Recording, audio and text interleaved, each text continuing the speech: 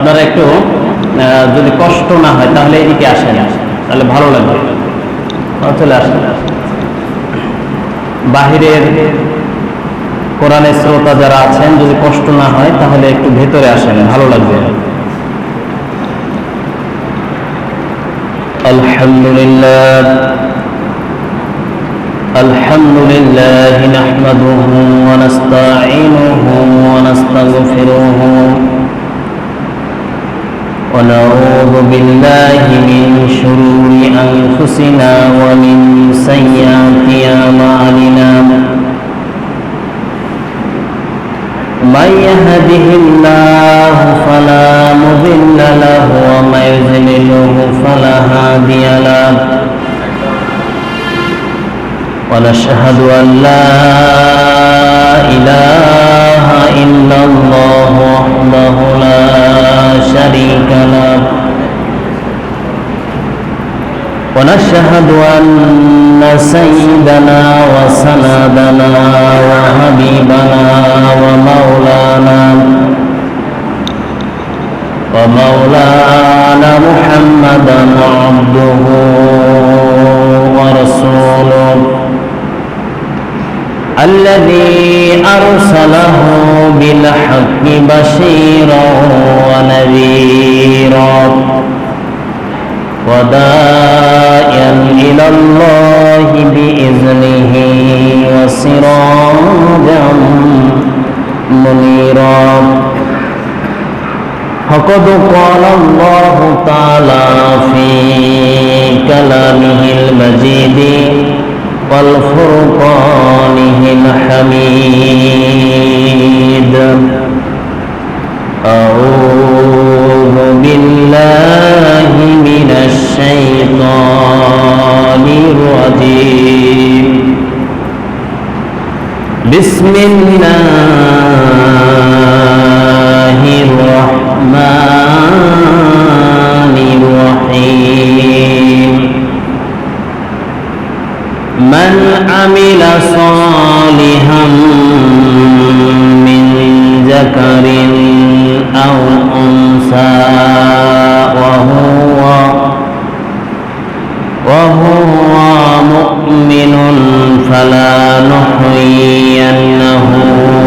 حياة طيبة ولا نجزينهم أجرهم بأحسن ما كانوا يعملون فإذا قرأت القرآن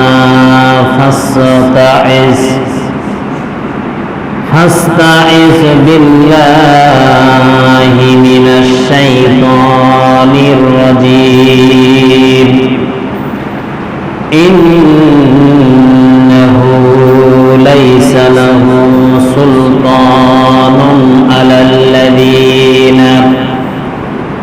على الذين آمنوا وعلى ربهم يتوكلون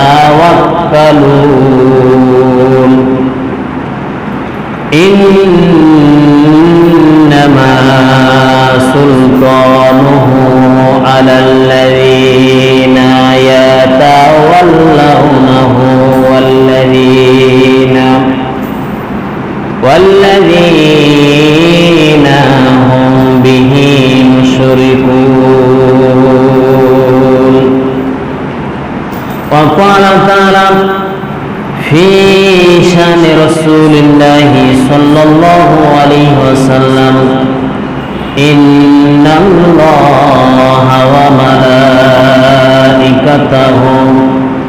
يصلون على النبي يا أيها الذين آمنوا صلوا عليه وسلموا تسليما اللهم صل على محمد وعلى آل محمد كما صليت على إبراهيم وعلى آل إبراهيم إنك حميد مجيد اللهم بارك على محمد وعلى آل محمد كما باركت على إبراهيم وعلى آل إبراهيم إنك حميد مجيد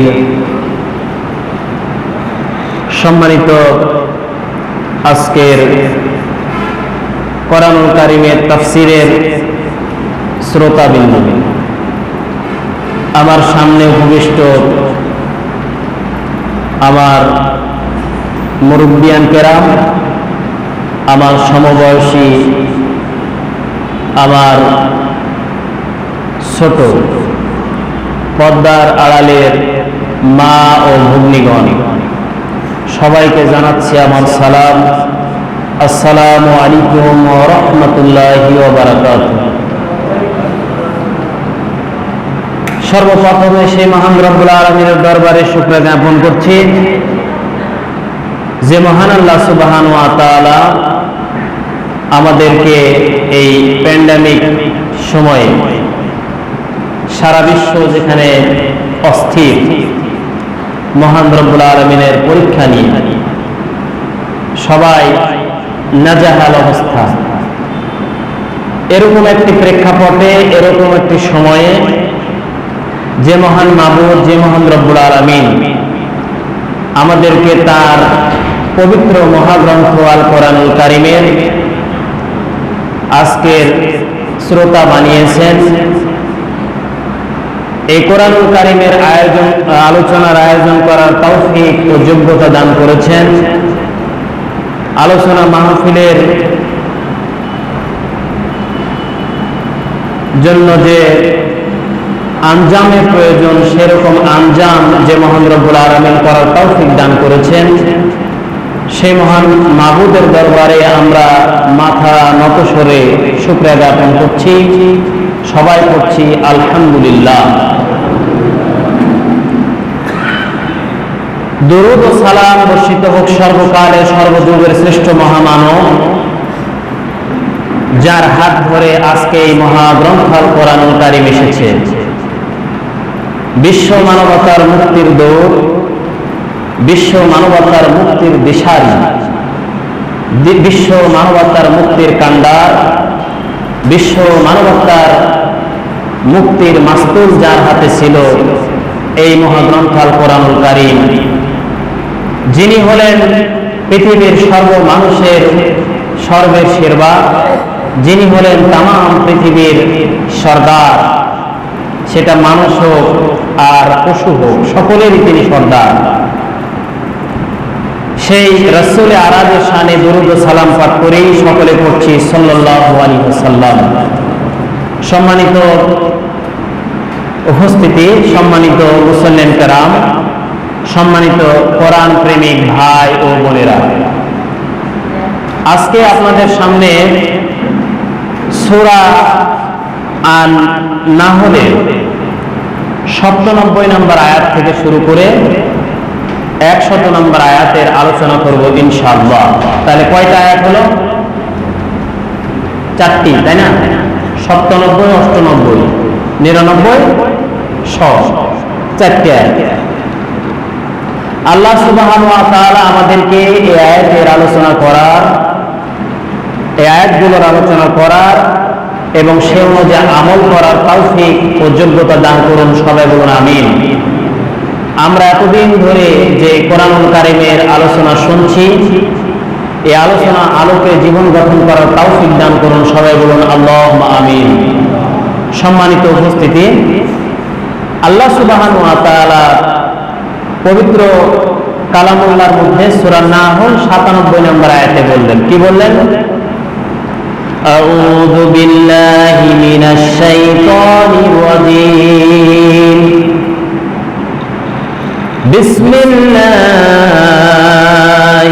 রাহমানির রহিম।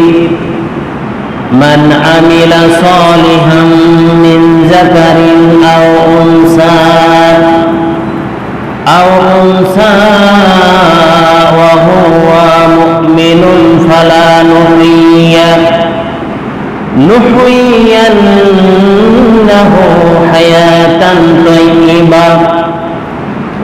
লানাজিয়ান্নাহুম আজরাহুম বিআহসানি মা কানু ইয়ামালুন। অত্যন্ত পরিচিত একটা আয়াত। প্রায় যারা কোরআনের আলোচক তেনারা এই আয়াতটি আলোচনা করতে গিয়েই বলে, যেমন আমি আপনাদের এখানে আলোচনা করেছি, আলোচনার প্রেক্ষাপটে আলোচনার ক্ষেত্রে এই আয়াতটি আমি উপস্থাপন করেছি আগে। তো আল্লাহ রাব্বুল আলামিন এই আয়াতটা এত জনপ্রিয়, এত গুরুত্বপূর্ণ কেন, এটা আমরা জানব। আল্লাহ সুবহানাহু ওয়া তাআলা এই আয়াতটাতে কি বলেছেন, যেহেতু আরবি ভাষাভাষী, যেহেতু আমরা প্রথমেই বুঝতে পারছি না, কিন্তু অর্থ বললে বুঝতে পারছি। এর অর্থ হলো আল্লাহ পাক বললেন যে নেক কাজ করবে। কি কাজ করবে? নেক কাজ করবে। সেটা কোনো পার্থক্য নাই, সেটা পুরুষ হোক আর নারী হোক, মহিলা হোক, সেই মুমিন। বলুন সুবহানাল্লাহ। তাহলে বলুন তো, আল্লাহ রাব্বুল আলামিন আজ থেকে ১৫০০ বছরেরও পূর্বে কোরআনুল কারীম আল্লাহ রাব্বুল আলামিন বিশ্বনবীকে উপহার দিয়েছেন তামাম পৃথিবীর মানুষের জন্য, তাই কি না? তো এইখানে আল্লাহ রাব্বুল আলামিন নারীদেরকে কি তিনি খাটো করেছেন, অসম্মানিত করেছেন, ছোট করেছেন, না অবহেলায় ফেলে দিয়েছেন? দেননি। আজ থেকে ১৫০০ বছর পূর্বের ঘটনা এটা আজকে আমরা পড়ছি, তা কিয়ামত পর্যন্ত আল্লাহর বান্দা এবং বান্দিরা পড়বে, মুমিন বান্দা বান্দিরা পড়বে, কাফেরেরা তো পড়বে না, ওরাও তো আল্লাহর বান্দা। কিন্তু আজ থেকে ১৫০০ বছর পূর্বের ঘটনা এটা। আল্লাহ পাক মর্যাদা দিয়েছেন নারীদেরকেও পুরুষদেরকে। কেননা দেখুন যে যেই নেক কাজ করবে, সেটা পুরুষ হোক আর নারী হোক, সেই মুমিন। সুবহানাল্লাহ বলবেন না? সুবহানাল্লাহ। অথচ আজকে এই যুগে এসে ১৫০০ বছর পূর্বে যে ঘটনাটা আল্লাহ পাক সেট করেছেন, তারপরে সে এখনকার সময়ে কিছু মূর্খ নারী রয়েছে, কিছু মূর্খ পুরুষ রয়েছে। এনারা আন্দোলন করছে যে আমরা নারীদের এবং পুরুষের সমতা চাই। বলুন নাউজুবিল্লাহ। নারী এবং পুরুষের কি চাই? সমতা চাই, সমান ভাগ চাই, ন্যায্য হিস্সা আমরা পেতে চাই। তাহলে কত বড় গণ্ড মূর্খ নারীরা। আসলে নারীদেরকে রাস্তায় নামানো একটা পায়তারা ইহুদি, খ্রিস্টান, কাফেরেরা করছে। এই জন্য আমি আমার মা বোনদেরকে আমি বলতে চাই, আপনারা তাদের কথায় কান দেবেন না। কান দিয়ে আপনারা এরকম ফিতনা ফাসাদের মধ্যে যাবেন না। কেননা আল্লাহ পাক আপনাদের মর্যাদা দিয়েছে, বেশি দিয়েছে, পুরুষের থেকে আপনাদের মর্যাদা বেশি। আজকে ইসলাম সমাজে কায়েম নাই, তাই আপনারা আজকে অবহেলিত। আজকে যদি ইসলাম সমাজে কায়েম থাকতো, তাহলে আপনারা অবহেলিত হতেন না। এই জন্য ইসলামী আন্দোলন যেন এই সমাজে, দেশে তথা সারা বিশ্বে প্রতিষ্ঠা পায়, এই জন্য আপনারা ভূমিকা রাখবেন। আল্লাহ পাক কবুল করুন। আমরা সকলে বলি আমিন। যদি ইসলামী আন্দোলন এই বাংলাদেশ তথা সারা বিশ্বে প্রতিষ্ঠা হওয়ার আগেই যদি আমরা মারা যাই, তাহলে আল্লাহ রাব্বুল আলামিন আমাদেরকে এই পুরস্কার দিবেন। ইসলামী আন্দোলন করাও একটা সৎ কাজ, একটা নেকির কাজ, আল্লাহ পাক কোরআনে বলেছেন। তাহলে আমরা জানলাম যে যে নেক কাজ করবে, সেটা পুরুষ হোক বা মহিলা হোক, সেই মুমিন। তাকে আমি কি করব? এটা পুরুষ কি আর মহিলা কি, এটা আমার দেখার বিষয় না। সেই পুরুষটা কালো হোক আর ফর্সা হোক, মহিলাটা কালো হোক ফর্সা হোক, এটা আমার দেখার বিষয় না। তার শর্ত হলো তাকে নেকির কাজ করতে হবে, তার শর্ত হলো তাকে সৎ কাজ করতে হবে। হলে কি করবে? কি করব আমি? আল্লাহ পাকের বক্তব্য যে আমি অবশ্যই তাকে জীবন যাপন করাবো পবিত্র জীবন। বলুন সুবহানাল্লাহ। উত্তম জীবন তাকে দান করব, পবিত্র জীবন তাকে দান করব। আর তারা যে উত্তম আমল করত, অবশ্যই সে অনুযায়ী আমি আখিরাতে তাদের বিনিময় দিব। বলুন সুবহানাল্লাহ। কত সুন্দর কথা, তাই না? আল্লাহ পাক কখনো কোনো মানুষের প্রতি জুলুম করেন না, বরং আমরাই আল্লাহর প্রতি জুলুম করি। তাহলে আবার একটু সরল অনুবাদটা জানি। আল্লাহ পাক বললেন যে নেক কাজ করবে সেটা পুরুষ হোক আর নারী হোক, যে নেক কাজ করবে, সৎ কাজ করবে, ভালো কাজ করবে, সে পুরুষ হোক আর নারী হোক, সেই মুমিন, আর আমি তাকে এর জন্য উত্তম জীবন যাপন দান করব। পাশাপাশি তারা যে এই যে সৎ কাজ করলো, এই সৎ কাজ করার জন্য আমি তাকে তার বিনিময় হিসাবে, তার মূল্য হিসাবে আখিরাতে দিব। বলো সুবহানাল্লাহ। তাহলে আখিরাতে আল্লাহ রাব্বুল আলামিন এটা তো দিবেন, এই আখিরাতে দিবেন, আমরা এটা সরল অনুবাদ জানলাম। তাহলে এর তাফসীর আমরা জানলাম। তাফসীরে মারিফুল কোরআন, তাফসীরে ইবনে কাসির, তাফসীরে মুনির, তাফসীরে বাইজাবি, তাফসীরে জালালাইন, এই তাফসীরগুলোর একধারে বক্তব্য। কিন্তু তাফসীরে মারিফুল কোরআনে তাফসীরকারক বলছেন, এই যে আমরা হায়াতান তাইয়্যিবা যে শব্দটি পাচ্ছি আয়াতের মধ্যে, এখানে আল্লাহ পাক বলছেন, এই আয়াতটার অর্থ করেছেন তাফসীরকারকগণ, সেটি হলো যে আনন্দময় জীবন, পবিত্র জীবন। আর এই পবিত্র জীবনটা কখন হবে? সেটা হলো সংখ্যালঘু যে আলেম, সংখ্যালঘু তাফসীরকারকগণ বলেছেন যে এই পৃথিবীতে আল্লাহ পাক দিবেন, কিন্তু সংখ্যাগরিষ্ঠ আলেম, সংখ্যাগরিষ্ঠ তাফসীরকারকগণ তারা বলছেন আল্লাহ রাব্বুল আলামিন পবিত্র জীবন এই পৃথিবীতেও দিবেন, কিয়ামতের ময়দানেও দিবেন। বলুন সুবহানাল্লাহ। তাহলে সংখ্যাগরিষ্ঠ আলেম তাফসীরকারকগণ যেই মতটা দিবে, আমরা সেই মতটাই তো গ্রহণ করব, তাই না? কখন দিবেন? ইহকালেও দিবেন, পরকালেও দিবেন। এখন আপনারা বলবেন যে হুজুর, যারা উত্তম জীবন বলতে আমরা কি বুঝি? খাওয়া দাওয়া, এগুলোই তো। ভালো পোশাক পরিচ্ছদ পরা, খাওয়া, ভালো খাওয়া, 3 বেলায় কাচ্চি বিরিয়ানি খাওয়া, এটাই তো উত্তম জীবন। কিন্তু আসলে যারাই আল্লাহর বিধান মানতে চায়, যারাই আল্লাহর জমিনে আল্লাহর আইন ও কানুনগুলো নিয়ে জীবন গঠন করতে চায়, তারা তো আসলে এগুলো খেতে পায় না, তারা তো এগুলো খেতে পায় না। তাহলে তাদের উত্তম জীবন কি করে হলো? আর যারা আল্লাহর দেওয়া বিধান বাদ দিয়ে তাগুদের পথ অনুসরণ করে, এরাই তো সুখে আছে, এদেরই ছেলে মেয়েদের চাকরি আছে, এরাই ভালো পোশাক পরে, এরাই ভালো গাড়ি চালায়, এদেরই ক্ষমতা পাওয়ার বেশি। তাহলে এদের জীবন তো উন্নত, আমাদের জীবন তো না। তাহলে একটু খেয়াল করে দেখুন, যদি এই বক্তব্যটা আসতেই পারে স্বাভাবিক, তাহলে কি আল্লাহ রাব্বুল আলামিনের রাসূল সাল্লাল্লাহু আলাইহি সাল্লাম, যার উপর স্বয়ং কোরআন নাযিল হয়েছে, তার জীবন তো অসচ্ছল ছিল, তার স্ত্রীদের জীবন তো অসচ্ছল ছিল। সম্মানিত উপস্থিতি, হযরত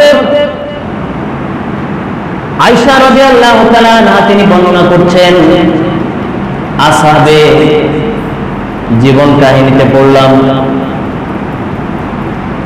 আল্লাহর নবীর স্ত্রী হযরত আয়েশা রাদিয়াল্লাহু তাআলা আনহা তিনি বর্ণনা করছেন, আল্লাহর নবী জনাব মুহাম্মদ রাসূলুল্লাহ সাল্লাল্লাহু আলাইহি ওয়াসাল্লাম আমাদেরকে নিয়ে সংসার করতেন, পরিবার গঠন করেছিলেন। কিন্তু এই পরিবারে এমন কষ্ট ছিল, এমন দুঃখ ছিল, এমন অভাব ছিল যে একাধারে 2 মাস আমাদের পরিবারে চুলা জ্বলত না। বলুন সুবহানাল্লাহ। আমার ভাইরা, রে আল্লাহর বান্দারা, হযরত আয়েশা রাদিয়াল্লাহু তাআলা আনহা তিনি বললেন একাধারে 2 মাস অথবা তার অধিক চুলা জ্বলত না। এমনকি দিনের বেলা খাবার ছিল দুধ, পেট করে খাবারের বন্দোবস্ত ছিল না। আবার আমাদের ঘরে অনেক সময় বাতিও জ্বলত না, এত কষ্ট ছিল। বাতি দিয়ে আলো জ্বালাবে এরকম আলো আমার ঘরে জ্বলত না। বলুন সুবহানাল্লাহ। একটা ভূতের পরিবেশ না, কত কষ্ট। সম্মানিত উপস্থিতি, যে মানুষটির কারণে তামাম পৃথিবী আলোকিত হয়ে গেল, মানুষেরা আলোর নিচে আসলো, অন্ধকার দূর হয়ে গেল, সেই নবীজির ঘরে বাতি জ্বলত না, আলো জ্বলত না, খাবার ছিল না। তাহলে এই কথা অনুযায়ী প্রশ্ন আসতে পারে যে যারা তাগুদের পথ অনুসরণ করলো তাদের জীবনযাপন হলো সুন্দর, কিন্তু আল্লাহর বিধান যারা মানলো তারা কষ্টে অনাহারে জীবনযাপন করলো, এদের জীবন তো উন্নত জীবন নয়। এটা কি আসতে পারে না? বন্ধুরা আমার, ভাইরা আমার, এই চিত্রটা ভিন্ন। এই চিত্রটা গোটাটাই অন্যরকম। এই চিত্রটার মধ্যে কোনো সার নাই, এই চিত্রটার মধ্যে কোনো শান্তি নাই। যে শান্তি বিশ্ব নবীজির ঘরে ছিল, যে শান্তি একজন মুমিনের ঘরে রয়েছে, এই শান্তি কখনো কোনো সময়ের জন্য তাগুত মার্কা মানুষের ঘরে থাকতে পারে না, কোনো সময়ের জন্য থাকতে পারে না। এরা আসলে চাকচিক্য উপরে, ভিতরের চাকচিক্য এদের নাই, ভিতরের চাকচিক্যতা নাই, মানে ইমানের আলো তাদের নাই। এই জন্য দেখবেন যে সমস্ত বাড়িতে, যে সমস্ত সমাজে আপনার সৎ কাজ নাই, মানে কোরআন সুন্নাহর কাজ নাই, সে সমাজ অস্থির, সে সমাজ অস্থির, সে সমাজ একেবারে অশান্তির দাবানলে দাও দাও করে জ্বলে। আমরা পত্রিকায়, আমরা টেলিভিশনে খবর পাই যে মা মেয়েকে মেরে ফেলেছে। কিভাবে মারলো? যে মা পরকিয়া করে, প্রেম করে, মেয়ে অথবা ছেলে দেখতে পেয়েছে, দেখতে পাওয়ার কারণে ছেলে মেয়ে তার বাবাকে তো বলে দিবে স্বাভাবিক, তখন নিরুপায় হয়ে মায়ের মেয়েকে মেরে ফেলে। বলুন নাউজুবিল্লাহ। তাহলে কি তাদের ঘরে শান্তি থাকলো? থাকলো না। একজন ইমানদারের ঘরে এরকম ঘটনা কি আপনারা আদৌ পেয়েছেন? আদৌ নাই, ঘটেনি, ঘটবে না। কেননা আল্লাহর ওয়াদা যে আমি উন্নত জীবন দান করব। শুধু খাওয়া পড়ার মধ্যে উন্নত নাই, শুধু নতুন শাড়িতে উন্নত জীবন নাই। উন্নত জীবন হলো শান্তির মধ্যে উন্নত জীবন, যে শান্তিটা বিশ্ব নবীজির ঘরে ছিল। খাবার ছিল না, কিন্তু তাদের শান্তির অভাব ছিল না। আল্লাহ রাব্বুল আলামিন তিনি সূরা লুকমানের মধ্যে বললেন, এই সূরার এই আয়াতের ব্যাখ্যা করতে গিয়া আল্লাহ রাব্বুল আলামিন বলেন, ইন্নাল্লাযীনা আমানু ওয়া আমিলুস সালিহাতি লাহুম জান্নাতুন নাঈম। আল্লাহ রাব্বুল আলামিন নবীজিকে ডাক দেয়া বলেন, নবীজি, যারা ঈমান আনে এবং সৎ কাজ করে তাদের জন্য আছে নিয়ামত ভরা জান্নাত। বলো সুবহানাল্লাহ। যারা নেক কাজ করলো এবং ঈমান আনলো তাদের জন্য আছে নিয়ামত ভরা জান্নাত। বলো সুবহানাল্লাহ। তাহলে এই পৃথিবীর সুখ শান্তি নেবেন না জান্নাত নেবেন? কোনটা নেবেন? সেটা আল্লাহ পাক আপনাদের কাছে ছেড়ে দিয়েছে। যদি পৃথিবীর সুখ শান্তি নিতে চান, আপনার জন্য জান্নাত হারাম হয়ে যাবে। আর যদি আপনি জান্নাত পেতে চান, পৃথিবীতেও শান্তি পাবেন, পরকালেও মুক্তি পাবেন, এটা আল্লাহর ওয়াদা। সম্মানিত উপস্থিতি, তাহলে আমরা কি করব? আমরা অবশ্যই সৎ কাজ করব, নেকির কাজ করব, সৎ কর্ম করব। সৎ কর্ম কি? সৎ কর্ম হলো আল্লাহর গোলামি করা। এক কথায় উত্তর, সৎ কর্ম কি? আল্লাহর গোলামি। আল্লাহর গোলামির মধ্যে সব রয়েছে, নামাজ রয়েছে, হজ রয়েছে, যাকাত রয়েছে, সত্যবাদী হওয়া কথা রয়েছে, ইসলামী আন্দোলন রয়েছে, দিন কায়েমের আন্দোলন রয়েছে, পর্দা রয়েছে, হালাল খাবার রয়েছে, সব রয়েছে, এ টু জেড সব রয়েছে। কার মধ্যে? আল্লাহর গোলামির মধ্যে, আল্লাহর দাসত্বের মধ্যে। আল্লাহ রাব্বুল আলামিন এরপরে সূরা রাদ 28 নম্বর আয়াতে তিনি এই আয়াতের ব্যাখ্যায় বলছেন, আল্লাযীনা আমানু ওয়া তাতমাইন্নু কুলুবুহুম বিযিকরিল্লাহ বিযিকরিল্লাহি আলা বিযিকরিল্লাহি তাতমাইন্নুল কুলুব। আল্লাহ রাব্বুল আলামিন বিশ্ব নবীকে ডাক দিয়ে বললেন, নবীজি আপনি বলুন, শুধু নেক কাজ করলো এদের জন্য নিয়ামত ভরা জান্নাত তা নয়, আরেকটা তাদেরকে খুশির সংবাদ দিয়ে দিন, আরেকটা তাদেরকে মেসেজ দিয়ে দিন। সেই মেসেজটা হলো এই, যারা ঈমান আনলো এবং আল্লাহর স্মরণে যাদের চিত্ত প্রশান্তি হয়, জেনে রেখো আল্লাহর স্মরণেই তাদের চিত্ত প্রশান্তি হয়ে যায়। সুবহানাল্লাহ। যারা সৎ কাজ করে তাদের আল্লাহর নাম স্মরণ করলে, আল্লাহর গোলামির কথা মনে হলে তাদের মনটা, অন্তরটা ভরে যাবে। বলে সুবহানাল্লাহ। আর যারা সৎ কর্মশীল নয়, সৎ কর্মপরায়ণ নয়, ইমানদার নয়, দিনদার নয়, তারা আল্লাহর গোলামের কথা শুনলে, আল্লাহর কথা শুনলে, আল্লাহর বিধানের কথা শুনলে, কোরআনের বিধানের কথা শুনলে, আল্লাহর নবীর সুন্নাহর বিধানের কথা শুনলে তাদের অন্তর জ্বলে উঠে। বলুন নাউজুবিল্লাহ। দাউ দাউ করে জ্বলে উঠে। আর এর মধ্যেই তারা জঙ্গিবাদ, এর মধ্যেই তারা মৌলবাদের বন্ধ পায়। বলুন নাউজুবিল্লাহ। বর্তমান প্রেক্ষাপটে, বর্তমান সময়ে ছেলেরা যখন বিপদে যাচ্ছে, তাদেরকে রাষ্ট্রীয় পক্ষ থেকে এদেরকে জাহান্নামের দিকে ঠেলে দেওয়া হচ্ছে। কিভাবে দেওয়া হচ্ছে? এই সমস্ত মানুষদেরকে, এই সমস্ত ছেলেদেরকে বলছে যে এদেরকে সংস্কৃত মানা করতে হবে। কোরআন সুন্নাহ মানা করলে পারা জঙ্গিবাদ হবে, কোরআন সুন্নাহ মানা করলে এরা মৌলবাদ হবে। সুতরাং এদেরকে সংস্কৃত মানা করতে হবে। সংস্কৃত মানা কি? নখগুলো বড় বড় রাখবে, চুলগুলো বড় বড় রাখবে, অ্যালকোহল বোতল থাকবে হাতে, দুইটা মেয়ে থাকবে সাথে,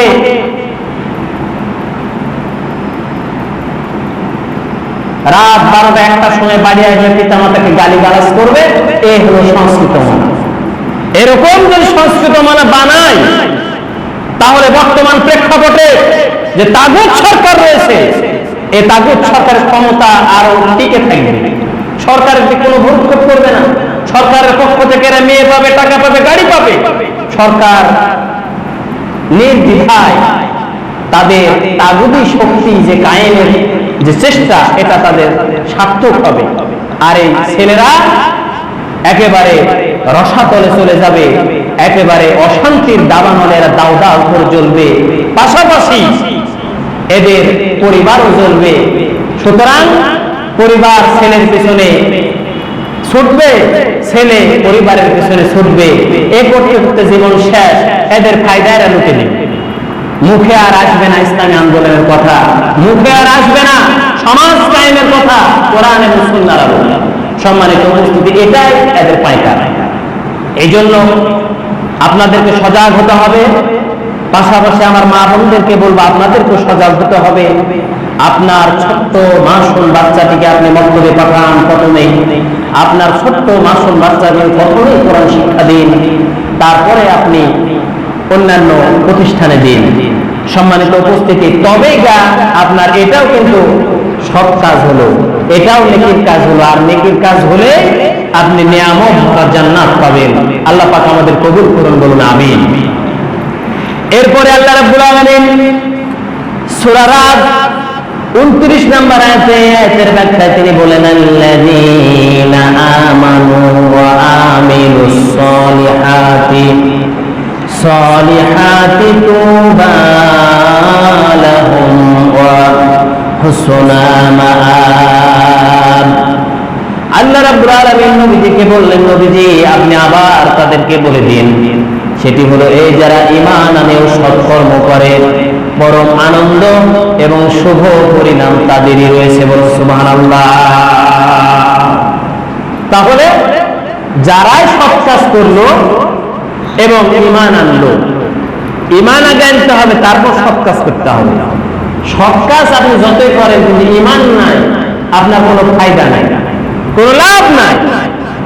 আপনি একটা ঝুড়িতে বাজার করছেন, বাজার করে তলা নাই আপনার ঝুড়িতে, তলাবিহীন ঝুড়ি, তাহলে কিভাবে? তলাবিহীন ঝুড়ি হলে বাজার একটাও থাকবে, রাস্তায় পড়ে যাবে, বাড়িতে এসে দেখবেন ফাঁকা। অনুরূপ ভাবে আপনার ফায়দা যদি পেতে চান, প্রথমে ঈমান আনতে হবে, তারপরে সৎ কাজ করতে হবে। আমাদের সমাজে অনেকে দান করে না, অনেক নেতারা, এত টাকা মসজিদে দিলাম, অত টাকা মাদ্রাসায় দিলাম, এত টাকা মানুষকে দিলাম, এত টাকা গরিবকে দিলাম, এই দিলাম সেই দিলাম, নানা কিছু দিলাম, শেষে যা কিছুই নাই। কারণ কি? কারণ এদের নিয়াতটা সৎ নাই, এদের নিয়াত কি নাই? সৎ নাই। গরিব দুঃখীদের নামে এরাই তুলে খায়, এই উন্নয়ন করলাম, সেই উন্নয়ন করলাম, কিন্তু কোনো লাভ নাই।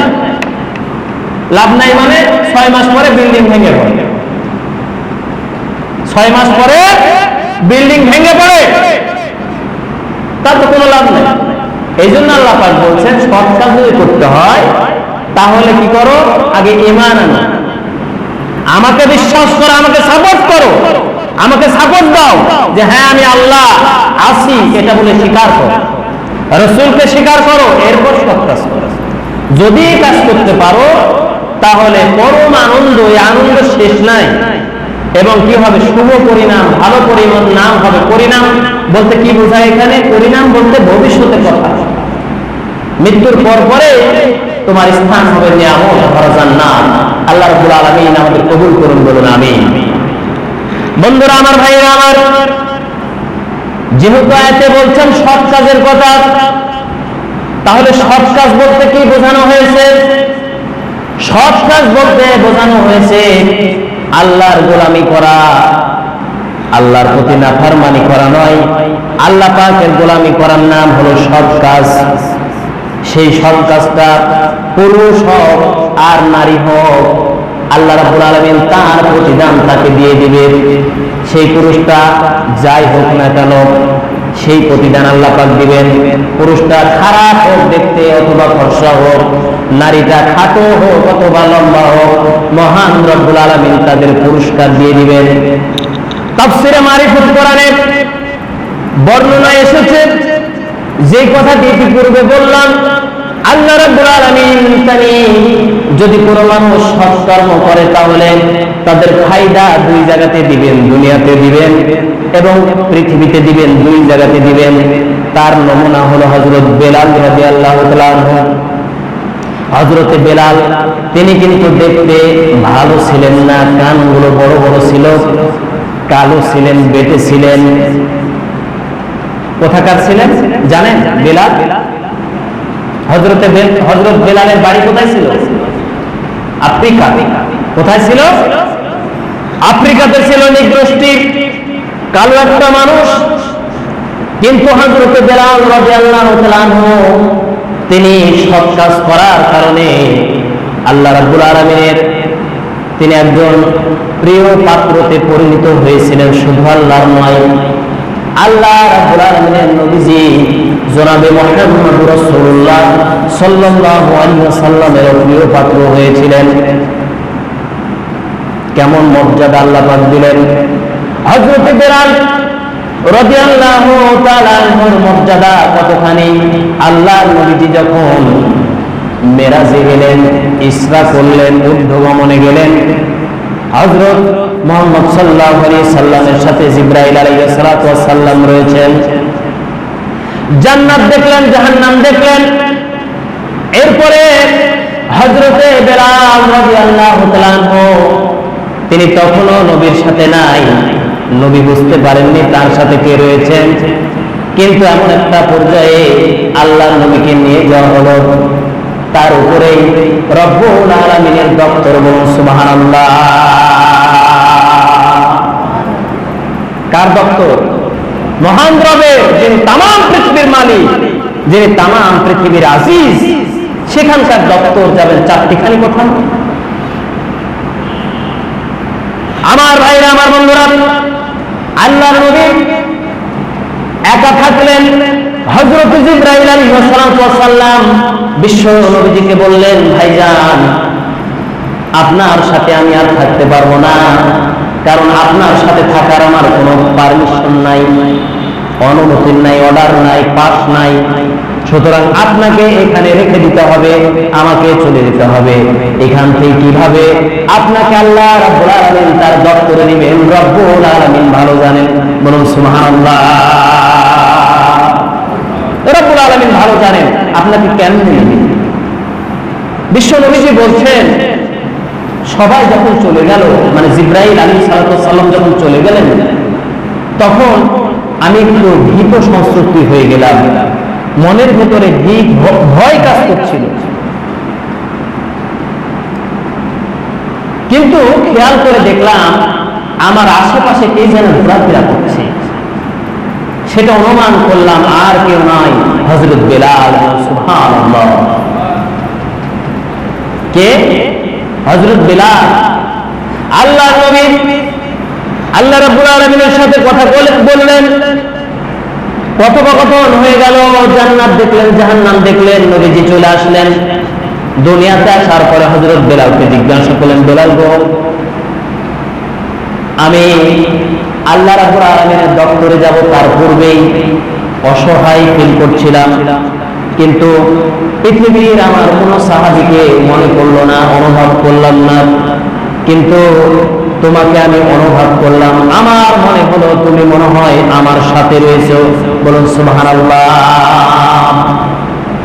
কিন্তু এমনি এমনি এই কাজটা হয় না, এমনি এমনি এই কাজটা হতে পারে না, এমনি এমনি হবে না, এমনি এমনি তো এটা হওয়ার কথা নয়। মেহেরবানি করে, দয়া করে তুমি কি বলতে পারো তোমার কি এমন আমল রয়েছে?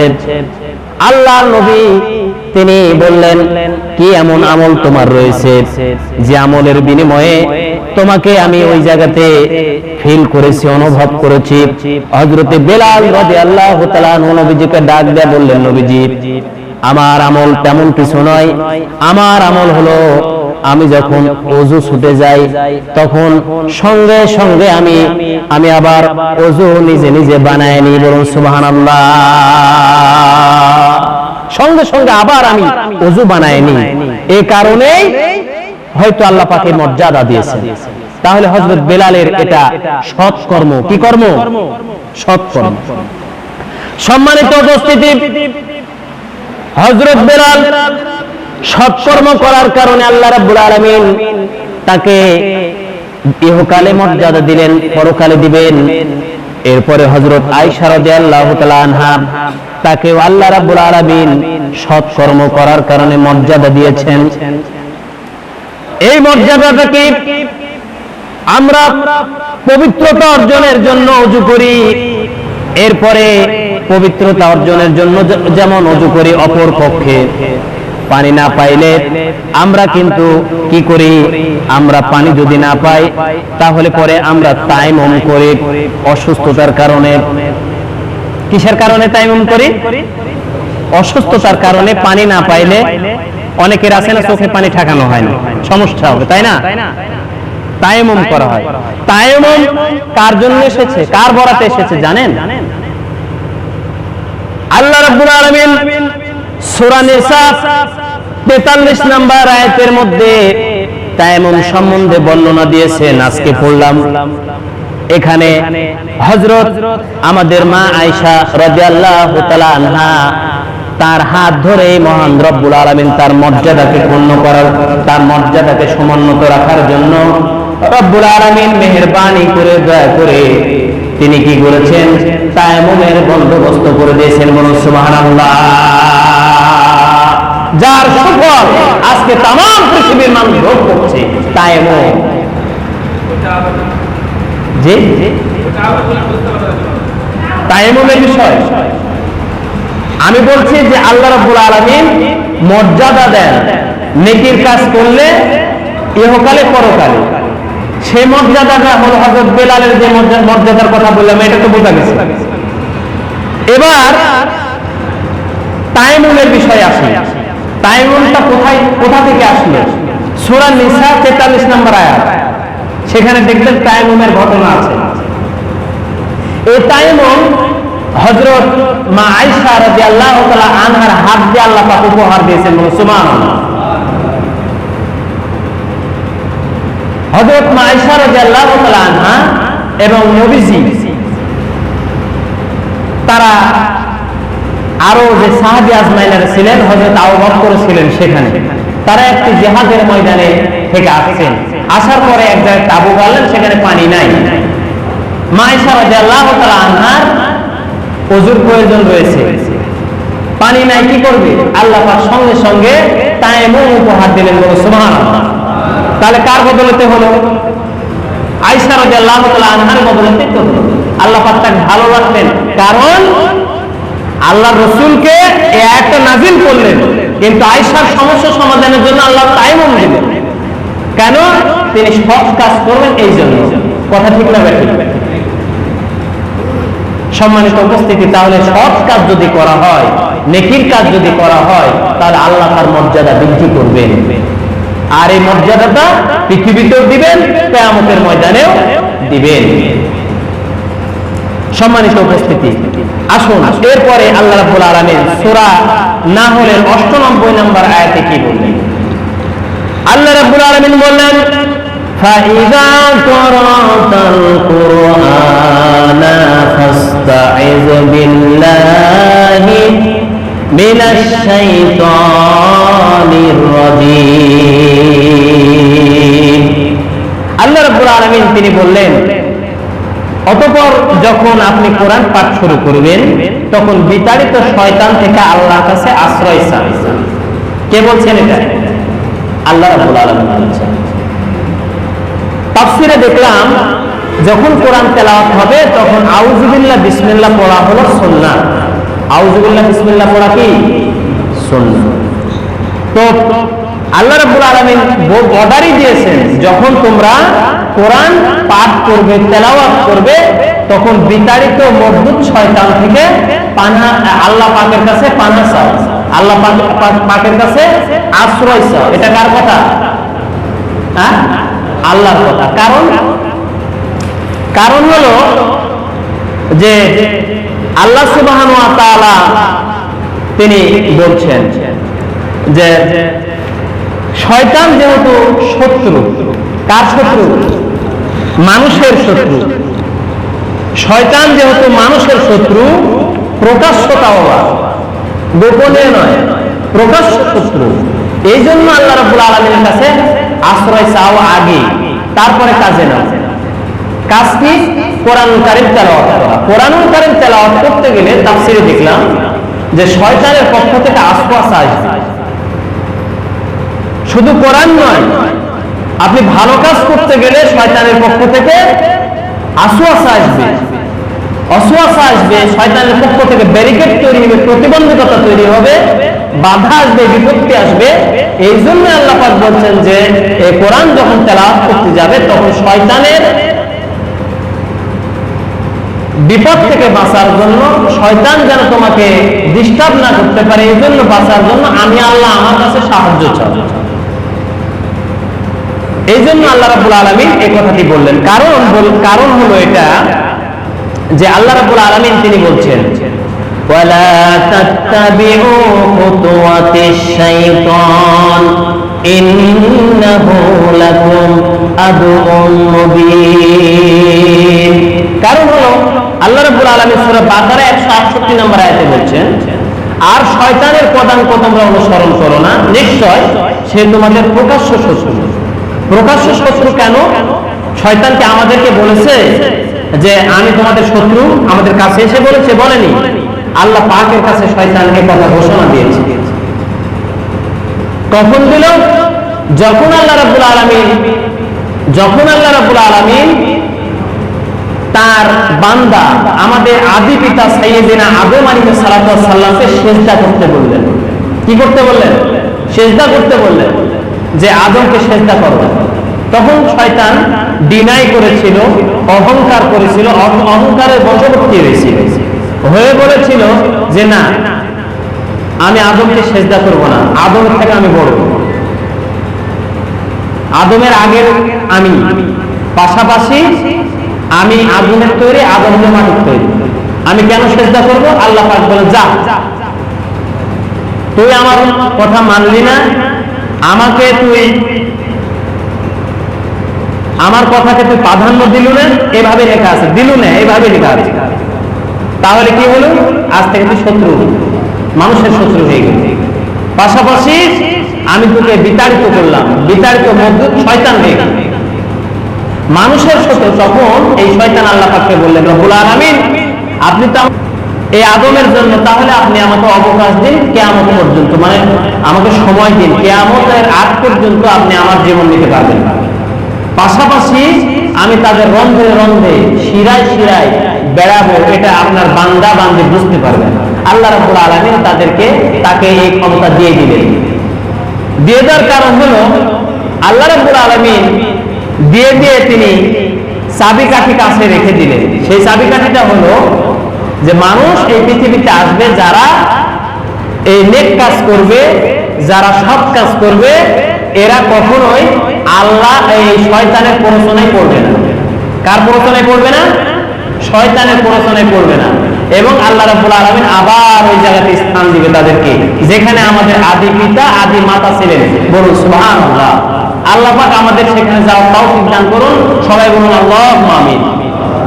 এবার আসুন, শয়তান সম্বন্ধে যেহেতু কথা আসলো, সেখানে শয়তান আমাদের প্রকাশ্য শত্রু। তাফসিরে মারিফুল কোরআন, সেখানে শয়তান দুই ধরনের কথা বলা হয়েছে। কয় ধরনের? দুই ধরনের। একটা হলো বিতাড়িত মরদুদ শয়তান, মানে জিন জাতির অবাধ্য শয়তান, জিনদের মধ্যে থেকে তো শয়তান, যে অবাধ্য, আল্লাহর অবাধ্য শয়তান। আর আরেকটা হলো স্বজাতি শয়তান। স্বজাতি শয়তান কারা? স্বজাতি শয়তান হলো মানুষের মধ্য থেকে যারা, এরা হলো স্বজাতি শয়তান। দুইটা ভাগ করা আছে মারিফুল কোরআনের মধ্যে, দেখবেন আমি বানাইনি কথা, মারিফুল কোরআনে স্পষ্ট আছে যে দুই ভাগে ভাগ করা হয়েছে। একটা হলো বিতাড়িত মরদুদ শয়তান, আর দুই নাম্বার হলো স্বজাতি শয়তান। স্বজাতি শয়তান হলো আমাদের মধ্যে করাই মানুষ শয়তান, আমাদের মধ্যে করাই মানুষ শয়তান। এরা স্বজাতি শয়তান যারা, এদের সম্বন্ধে আল্লাহ পাক বলছেন, যখনই তুমি ভালো কাজ করতে যাবে, তাফসীর কারণ এটা বর্ণনা করছেন এবং আল্লাহ পাক এখানে বর্ণনা দিয়েছেন, যখনই কোরআন তেলাওয়াত করতে যাবে তখনই পড়ো আউযু বিল্লাহি মিনাশ শাইতানির রাজীম, বিসমিল্লাহির রহমানির রহিম। আবার ভালো কাজে যাও, সকল ভালো কাজে পড়ো বিসমিল্লাহির রহমানির রহিম। আমি পরম করুণাময় সেই মহান রব্বুল আলামিনের নামে শুরু করলাম। এখানে আমরা এই শয়তানের সাথে এই ঘুষি দিয়ে পারবো না, পারবো? দেখতে পাই তাদেরকে, তারা উপসেরা সিরাতে ঘোরাফেরা করে, আমরা টেরও পাই না। এই দায়িত্ব আল্লাহ পাক নিজে নিয়েছেন শয়তানকে প্রতিহত করার জন্য। কোন শয়তানকে? বিতাড়িত মরদুদ শয়তানকে প্রতিহত করার জন্য দায়িত্ব কে দিয়েছেন? আল্লাহ নিজে হাতে নিয়েছেন। আর স্বজাতি যে শয়তান, এদেরকে প্রতিরোধ করার জন্য আল্লাহ পাক আমাদের হাতে দিয়েছেন। কারণ এই শয়তানদেরকে আমরা দেখতে পাই, আর ওই শয়তানকে আমরা দেখতে পাই না। এটা মারিফুল কোরআনে আছে, আমি কিন্তু এটা বানায় বললাম। আপনারা যদি বলেন যে হুজুর কালকে দেখায়, আমি কালকে সকালে আপনার নিয়ে আসতে বললাম, তাফসীর নিয়ে এসে দেখাই দেবেন। তাহলে বিতাড়িত মুরদুদ শয়তানের থেকে বাঁচার উপায় হলো একটাই, সেটা হলো কি আউযু বিল্লাহি মিনাশ শাইতানির রাজীম।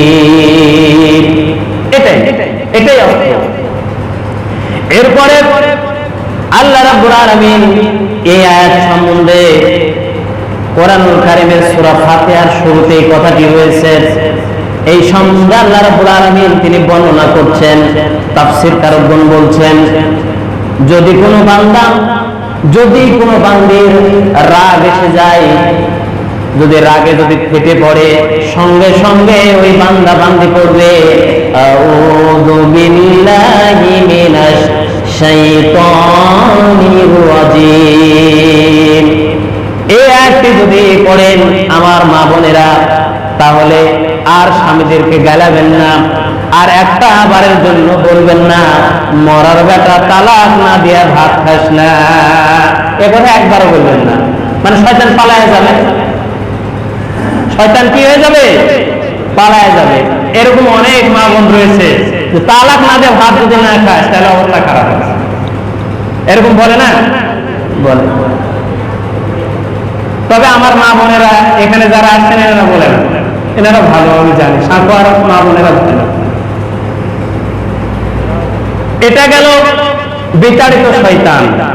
এবার মজবুত শয়তান, এবার হলো স্বজাতি শয়তান। স্বজাতি শয়তান সম্বন্ধে আল্লাহ পাক আমাদের হাতেই এর পথ দিয়েছেন। কি দিয়েছেন? পথ দিয়েছেন। সেই পথটাকে আল্লাহ পাক বলছেন, আল্লাযীনা আমানু ওয়া মাজারু ওয়া জাহাদু ফি সাবিলিল্লাহি বিআমওয়ালিহিম ওয়া আনফুসিহিম আ'যামু দারাজাতান ইনদাল্লাহি ওয়া উলাইকা হুমুল ফাইজুন। আল্লাহ রাব্বুল আলামিন স্বজাতি যে শয়তান রয়েছে, মনুষ্য যে শয়তানগুলো রয়েছে, এই শয়তানগুলোকে চোখের সামনে দেখা যায়, এরা ঘোরাফেরা করে। এই শয়তানদেরকে তিনি মুমিন বান্দাদেরকে পদক্ষেপ নেওয়ার জন্য বলেছেন। আল্লাহর হাতে এটা দেন নাই, পদক্ষেপ নেওয়ার জন্য বলেছেন। প্রথমে যদি কোনো বান্দা বান্দি, ইমানদার বান্দা বান্দি স্বজাতি শয়তানের বিরুদ্ধে যদি অ্যাকশন নেয়, আমার আল্লাহ রাব্বুল আলামিন তার সাথে হয়ে যায় এবং তিনিও সহযোগিতা করে এই শয়তানদের মূলোৎপাটন করে দেন। এই শয়তানদের মূলোৎপাটন করেন। যেমন এই যে বদরের প্রান্তরে 17 রমজান, ওই শয়তানদেরকে যদি আল্লাহ পাক সাহায্য না করতে নবীকে, তাহলে আজকে আমরা মুসলমান আর থাকতাম না। আজকে আমরা মুসলমান আর থাকতাম না। এই জন্য আমাদেরকে পদক্ষেপ নিতে হবে। যখন পদক্ষেপ নিবে তখন আল্লাহ সহযোগিতা করবেন। আল্লাহ পাক সূরা তওবার 20 নম্বর আয়াতে বললেন, আল্লাহর নিকট তো সেই লোকদেরই অতি বড় মর্যাদা। আল্লাহর নিকট তাদেরই বড় মর্যাদা। কাদের বড় মর্যাদা? ওই সমস্ত লোকদের যারা তার পথে ঘর বাড়ি ছেড়েছে, নিজেদের মাল ও জান দিয়ে জিহাদ করেছে, তারাই সফল কাম। বলুন সুবহানাল্লাহ। স্বজাতি শয়তানদেরকে যদি আপনি মূলোৎপাটন করতে চান, তাহলে আপনার ঘর ছাড়তে হবে, যেটা সাহাবীরা ছেড়েছে। আল্লাহর নবী ছেড়েছেন, নিজের বাসভূমি ছেড়ে দিয়ে তিনি মদিনায় গেছেন। নিজের রক্ত দিতে হবে, নিজেদের মাল চলে যাবে, জান চলে যাবে, যদি স্বজাতি শয়তানদের আপনি মূলোৎপাটন করতে চান। কিন্তু ভয়ে বসে থাকলে হবে না। মর্যাদা যদি আপনি নিতে চান, আল্লাহ পাকের খাতায় যদি শহীদি মর্যাদা নিতে চান, গাজীর মর্যাদা নিতে চান, তাহলে আপনাকে এই স্বজাতি শয়তানদের বিরুদ্ধে রুখে দাঁড়াতে হবে। কারণ আপনি যদি বলেন যে সময় বড় খারাপ, তাই বলে যদি বসে থাকেন, তাহলে তো মর্যাদা পাবেন না। কিয়ামতের ময়দানে আল্লাহর নবী বললেন, হযরত আবু হুরায়রা রাদিয়াল্লাহু তাআলা আনহু হতে বর্ণিত হাদিসটি বুখারী শরীফের হাদিস। আল্লাহর নবী বললেন, যখন কোনো মানুষ স্বজাতি শয়তানদেরকে মূলোৎপাটন করতে গিয়া নিজের জান, নিজের মালগুলো দিয়ে দিবে, এমনকি নিজের শরীরের রক্তগুলো ঢেলে দিবে আল্লাহর জমিনে। এরপর ওই মানুষটা যখন শহীদ হয়ে যাবে, কিয়ামতের ময়দানে তাকে ওই অবস্থায় সারা শরীর রক্তে রঞ্জিত অবস্থায় তোলা হবে। সারা শরীর যখন রক্তে রঞ্জিত অবস্থায় তোলা হবে, এই মানুষটার মর্যাদা সেই দিন বৃদ্ধি হয়ে যাবে। এই মর্যাদা, রক্তের মর্যাদা কোনো দুর্গন্ধ বাড়াবে না সেই দিন। শুধু মেশকো আঙ্গুরের মতো, মেশকো আঙ্গুরের মতো দুনিয়ার সবচাইতে শ্রেষ্ঠ যে সুগন্ধি, জান্নাতের সুগন্ধি, এরকম সুগন্ধি তার ছড়াতে থাকবে কিয়ামতের ময়দানে। বলুন সুবহানাল্লাহ। ছড়াতে থাকবে সেই দিন। এই মানুষেরা সেই দিন এইভাবে, এই যে আজকে এই স্বজাতি শয়তানদেরকে মূলোৎপাটন করতে গিয়ে অনেক ভাই পৃথিবীর বুক থেকে শহীদ হয়ে গেছে। আল্লাহর নবীর জামানায় সাহাবীরা শহীদ হয়ে গেছে, ফিলিস্তিনি ভাইয়েরা শহীদ হয়ে যাচ্ছে, মায়ানমারের ভাইদেরকে শহীদ করে দেওয়া হয়েছে, চাইনাতে উইঘুর ভাইদেরকে শহীদ করে দেওয়া হচ্ছে। একটাই কারণ, এরা হলো মুসলমান, এরা সৎ কাজ করে, এই জন্য তো মারা হচ্ছে, এই জন্য তো দমন পীড়ন করা হচ্ছে। আমাদের দেশে তাগুত সরকার ইসলামী আন্দোলনের ভাইদেরকে গুলি করে হত্যা করেছে পাখির মতো, যে চাঁপাইনবাবগঞ্জে আপনারা দেখেছেন। এই ভাইরা, এদের রক্ত বৃথা যাবে না, এরা কিয়ামতের ময়দানে এই রক্ত মাখা শরীর নিয়ে তারা দাঁড়াবে। আর দাঁড়াবে, দাঁড়ায়া গোটা শরীর শুধু সুগন্ধি আর সুগন্ধি। আমার ভাইরা, আমার বন্ধুরা, এই সুগন্ধি হওয়ার কারণে কিয়ামতের ময়দানে একটা রব উঠে যাবে। এরা কি কাজ করেছিল? এদের মর্যাদা কি? এরা কি কাজ করলো? এরা কারা? আল্লাহ রাব্বুল আলামিন তাদেরকে বলবেন, এরা হলো ওরা যারা কিয়ামতের ময়দানে মুসিবতের সময় আজকে এদের পরিবেশ হওয়ার কারণ হলো এই, এরা পৃথিবীতে আমার দেওয়া বিধানকে সমুন্নত করার জন্য স্বজাতি শয়তানদের বিরুদ্ধে জিহাদ করেছে। জিহাদ করতে গিয়া তারা শহীদ হয়ে মৃত্যুবরণ করেছে, শহীদ হয়ে গেছে। আর তার প্রতিদান আমি আল্লাহ রাব্বুল আলামিন নিয়ামত ভরা জান্নাত দিয়েছি। বলুন সুবহানাল্লাহ। নিয়ামত ভরা জান্নাত আল্লাহ রাব্বুল আলামিন সেই দিন দিবে। সম্মানিত উপস্থিতি, তাহলে স্বজাতি শয়তানদেরকে মূলোৎপাটন করার জন্য ক্ষমতা কাদেরকে আল্লাহ পাক দিয়েছেন? কাদেরকে দিয়েছেন? সৎ কর্মশীল মানুষদেরকে দিয়েছেন। বিরুদ্ধ গাঁজালু তাসারু মদালু এদের দেননি। যারা সৎ কাজ করে তাদেরকে দিয়েছে, তাদের হাতে দিয়েছে। আর তারা যখন এই শয়তানদেরকে মূলোৎপাটন করতে যাবে, মহান রব্বুল আলামিন সঙ্গে সঙ্গে তাদেরকে সহযোগিতা করবে। আমার ভাইরা, আমার বন্ধুরা, এই যে স্বজাতি শয়তানদেরকে মূলোৎপাটন করার জন্য আল্লাহ রাব্বুল আলামিন তিনি নতজানুর কথা বলেননি, বিনয় সুরে কথা বলেননি, তিনি কোনো সময়ের জন্য নম নম করার জন্য বলেননি, তিনি কঠোর হতে বলেছেন। আল্লাহ পাক বলেন, ইয়া আইয়ুহান নাবিয়্যু জাহিদিল কুফফার ওয়াল মুনাফিকিনা ওয়াগলুয আলাইহিম ওয়া মাওয়াহুম জাহান্নাম ওয়া বিসাল মাসীর। সূরা তাওবা 73 নম্বর আয়াত। সূরা তাওবা 73 নম্বর আয়াত। আল্লাহ পাক নবীকে বলছেন, হে নবী, একটু ধমকের সুরে বলছেন, হে নবী, কাফির ও মুনাফিকদের বিরুদ্ধে পূর্ণ শক্তিতে আপনি জিহাদ করুন। কি শক্তিতে? পূর্ণ শক্তিতে। শক্তি বাড়িতে রাখবেন না। যে শক্তি রয়েছে এই শক্তি নিয়ে আপনি জিহাদ করুন। আপনার মাজার কোমর যদি চিকন হয়, সেখানে ভালোভাবে বেল্ট দিয়ে বেঁধে নিন। আপনার শক্তি যদি কম হয়, আপনি খেয়ে দিয়ে হৃষ্টপুষ্ট হয়ে নেন। পূর্ণ শক্তি অর্জন করুন, করে নিয়ে তাদের বিরুদ্ধে জিহাদ করুন এবং তাদের সম্পর্কে কঠোর নীতি অবলম্বন করুন। আপনি দিনে এক কথা বলবেন, রাতে আরেক কথা বলবেন, এটা হবে না। দিনের বেলা ভালোই তাফসীর শুনবেন, রাতের বেলা আবার যাবেন না। এই আলহাজ কাফিরদের সাথে থাকা যাবে না। এদের সাথে থাকলে ক্ষতি আছে, আমি তোমাদের সাথে আছি। এরকম করলে আপনি মুনাফিকের খাতায় পড়ে যাবেন। আপনাকে পূর্ণ শক্তিতে আপনাকে কি করতে হবে? আপনাকে এই স্বজাতি শয়তানদের বিরুদ্ধে আপনাকে রুখে দাঁড়াতে হবে এবং কঠোর নীতি অবলম্বন করতে হবে। শেষ পর্যন্ত তাদের পরিণত হবে জাহান্নাম। এই জাহান্নামটা হলো অত্যন্ত নিকৃষ্ট। বলুন আলহামদুলিল্লাহ। এটা কাদের কথা বলছে? স্বজাতি শয়তানদের কথা আল্লাহ বলছেন যে নিকৃষ্ট তাদের। সেজন্য তো আমরা যারা মুমিন, যারা মুত্তাকি বলে দাবি করে, আমরা তো আলহামদুলিল্লাহ করবই। আমরা সবাই বলি আলহামদুলিল্লাহ।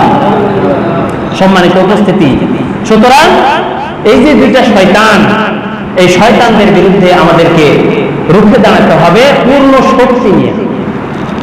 যার হাতে যা আছে সেটা নিয়েই দাঁড়াতে হবে। যার টাকা আছে, টাকা দিয়ে আপনাকে ইসলামী আন্দোলন শরীক হতে হবে। যার মেধা আছে, মেধা দিয়ে শরীক হতে হবে। যার গাড়ি আছে, তাদের গাড়ি দিয়ে শরীক হতে হবে, শরীক হতে হবে। বিভিন্ন শক্তি দিয়ে আপনাকে শরীক হতে হবে। তবেই গা আপনি মনুষ্য রচিত যে শয়তান, স্বজাতি যে শয়তান, এই শয়তানের বিরুদ্ধে আপনি রুখে দাঁড়াতে পারবেন। আজকে আপনি জানবেন আমাদের দেশে ইসলামী আন্দোলনের যে ভাইরা রয়েছে, এত দমন পীড়ন, এরপরেও এনারা টিকে রয়েছেন। কারণ কি? কারণ হলো এনারা পূর্ণ শক্তিতে স্বজাতি শয়তানদেরকে মূলোৎপাটন করার জন্য আল্লাহর রহমতে টিকে রয়েছে। বলুন আলহামদুলিল্লাহ। সম্মানিত উপস্থিতি, পূর্ণ শক্তিতে এই স্বজাতি শয়তানদের বিরুদ্ধে আপনাকে রুখে দাঁড়াতে হবে। কারণ হলো এটা, এই আল্লাহর নবীর সাহাবী হযরতে সালমান ফারসি রাদিয়াল্লাহু তাআলা আনহু, তার হাতে তেমন কোনো তরবারি ছিল না, তার হাতে কোনো ঢাল ছিল না।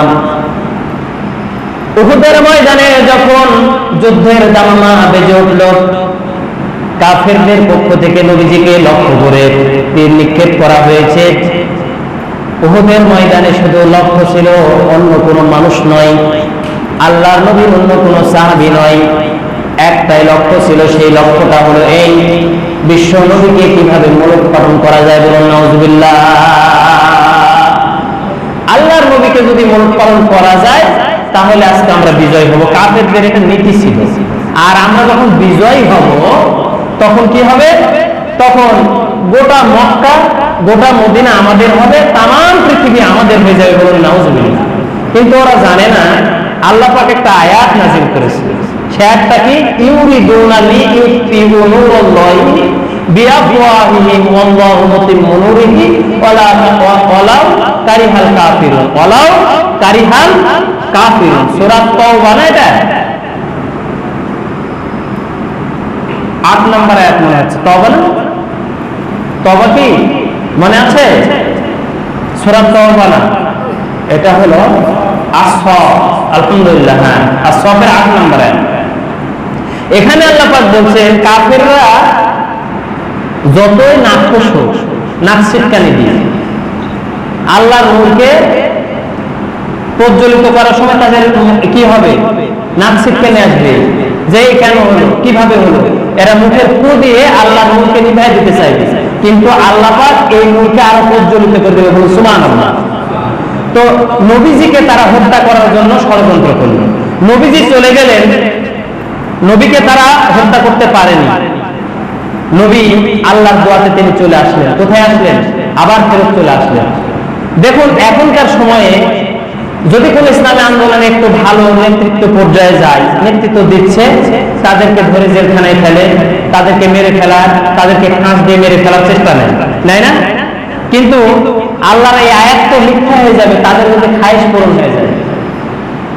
একদল মানুষকে মেরে ফেলবে, একদল মানুষকে শহীদ করে দিবে, এক শ্রেণীর মানুষকে পৃথিবীর বুক থেকে উঠায় দিবে। আল্লাহ রাব্বুল আলামিন আবার আরেকদল মানুষকে দিয়ে তার দ্বীনকে কায়েম করে দিবেন। বলুন আলহামদুলিল্লাহ। এতে ভয় পাওয়ার কোনো কারণ নাই। যে মানুষেরাই যাবে তারাই সফল, তারাই জান্নাতে যাবে। কেননা তারা নেকির কাজ করেই তো জান্নাতে গেল, তাই কিনা? তারা নেকির কাজ করেই তো পৃথিবীর বুক থেকে গেল। সম্মানিত উপস্থিতি, হযরতে সালমান ফারসি তিনি খেয়াল করে দেখছেন আল্লাহর নবীকে লক্ষ্য করে খালি ওরা মারার চেষ্টা করছে।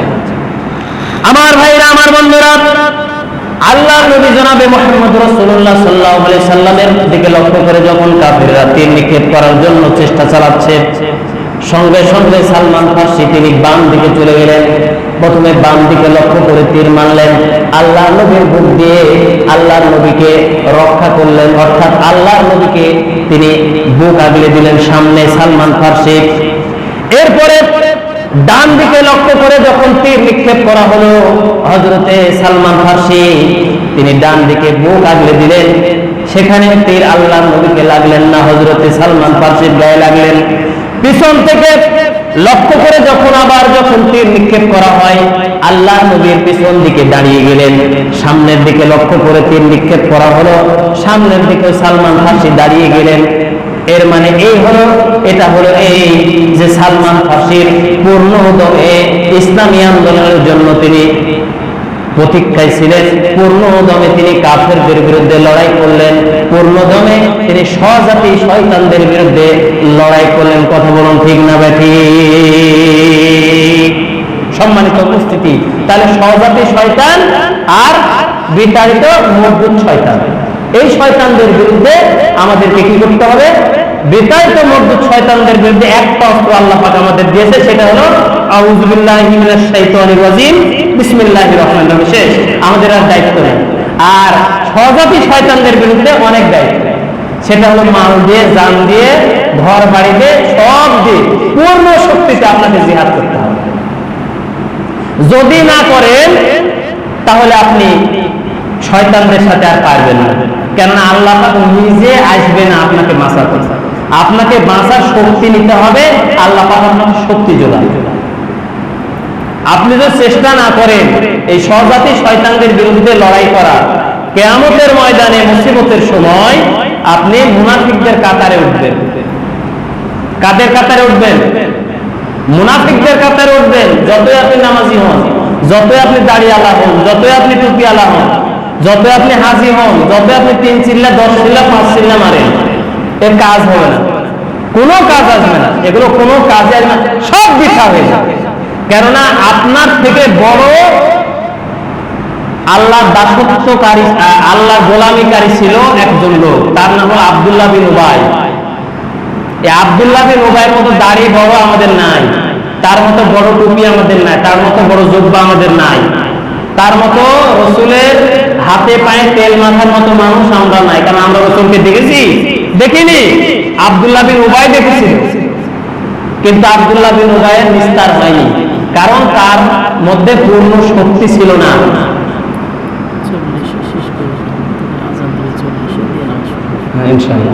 পূর্ণ শক্তি তার মধ্যে ছিল না, তার মনের খামতি ছিল, তার মনের মধ্যে কমতি ছিল। সে কখনোই চায়নি যে মনুষ্য শয়তান, স্বজাতি শয়তানের বিরুদ্ধে সে লড়বে, এটা চায়নি।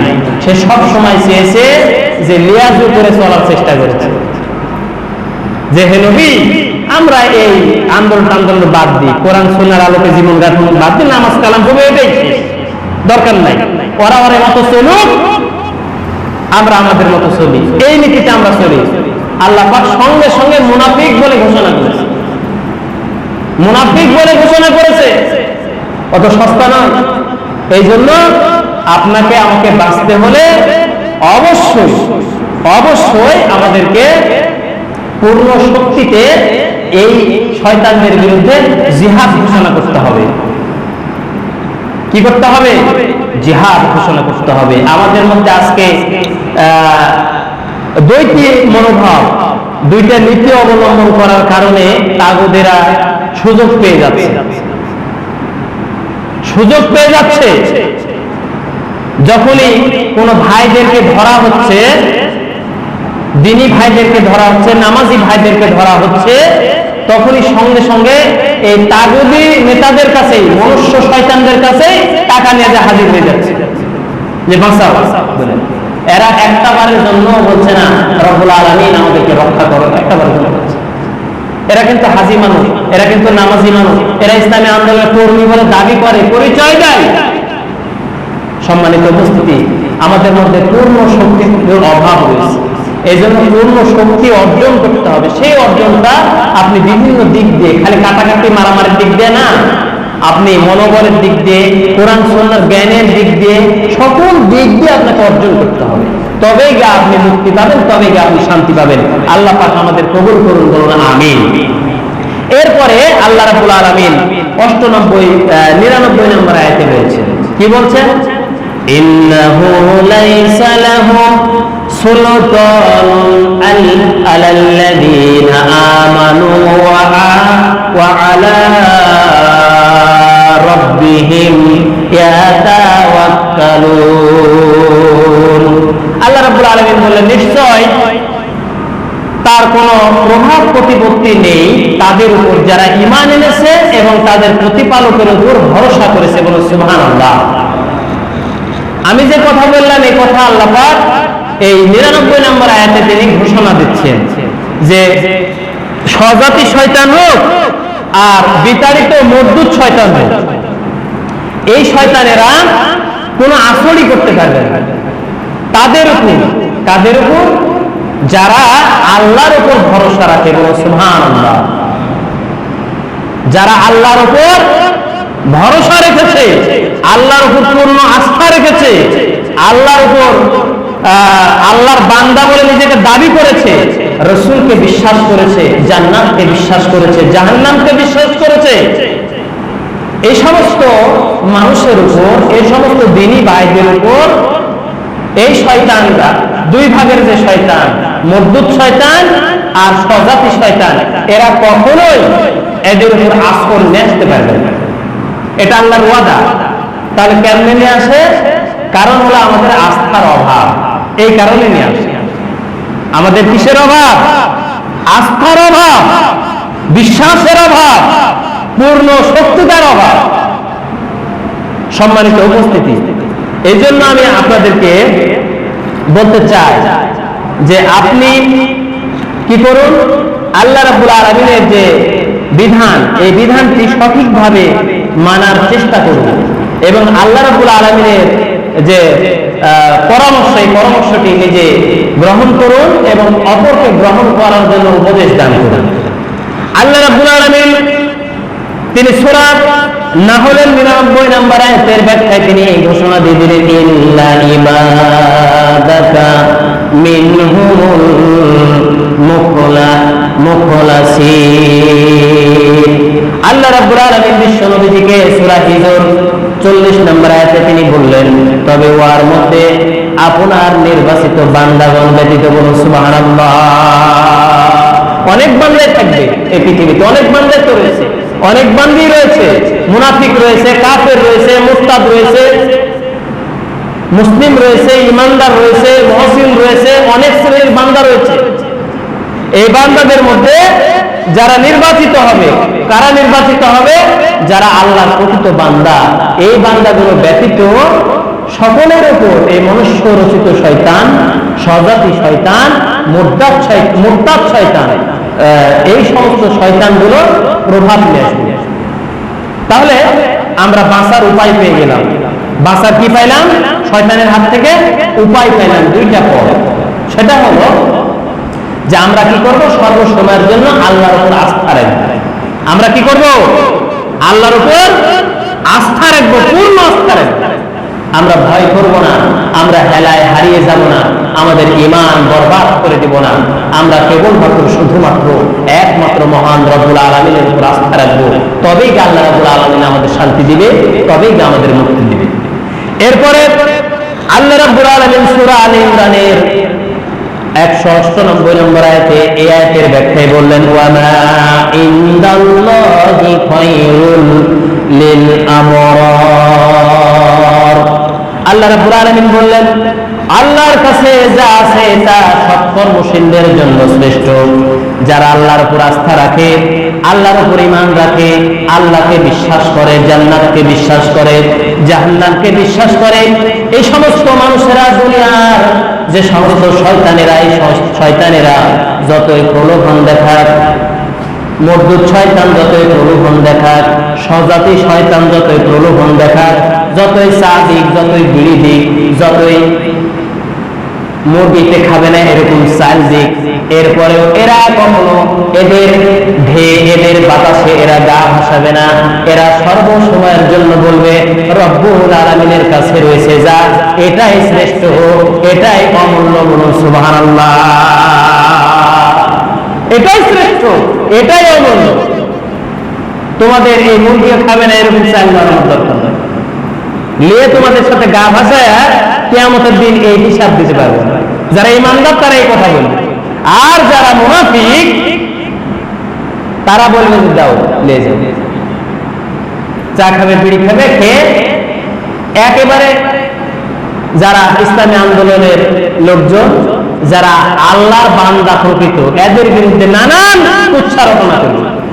কুচ্ছা রটনা করার পরে চাটা খাওয়া শেষ, এবার যখন আসবে এই আল্লাহর বান্দাদের সাথে আবার দেখা হয়ে যাবে, দেখা যায় এত খারাপ, ওরা আরে ভাই পরে ওখানে গেছিলাম, ওরা এগুলো বললো, অর্থাৎ পুরো নাম ভালো করেছে, আবার তোদের সাথে চলে আসবে। এই ধর্মের মানুষ মনে হয় এদিকে নাই, আছে নাই মনে হয়, আমাদের এদিকে আছে।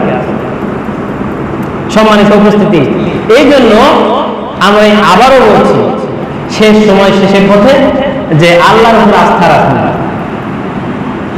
আল্লাহর উপর যদি আস্থা রাখা হয় তাহলে আমাদের মন ভাঙবে না, আমরা হীনবল হব না, আমরাই বিজয়ী হব যদি আমরা ঈমানের শক্তিতে বলিয়ান হই। আল্লাহ পাক কবুল করুন, বলুন আমিন। এরপরে আল্লাহ রাব্বুল আলামিন সূরা নাহলের 100 নম্বর আয়াতে বলছেন, কি বলেন?